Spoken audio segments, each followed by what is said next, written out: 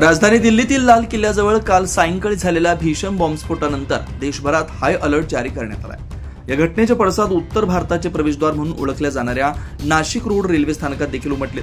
सोमवारी मध्यरात्री रेल्वे सुरक्षा दल, लोहमार्ग पोलीस व रेल्वे पोलीस दलानं श्वान पथकाच्या मदतीनं संपूर्ण स्थानक परिसराची तपासणी केली।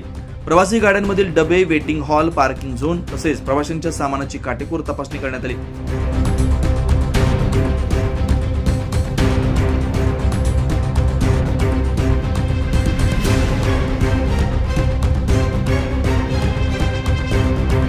रेल्वे प्रशासन आणि पोलीस विभागानं नागरिकांना शांत राहण्याचं आणि संशयास्पद हालचाली दिसल्यास तात्काळ पोलिसांना कळवण्याचं आवाहन केलंय। सध्या नाशिक रोड स्थानक परिसरात अतिरिक्त पोलीस तैनात असून सुरक्षा यंत्रणा पूर्ण सतर्कतेवर आहे।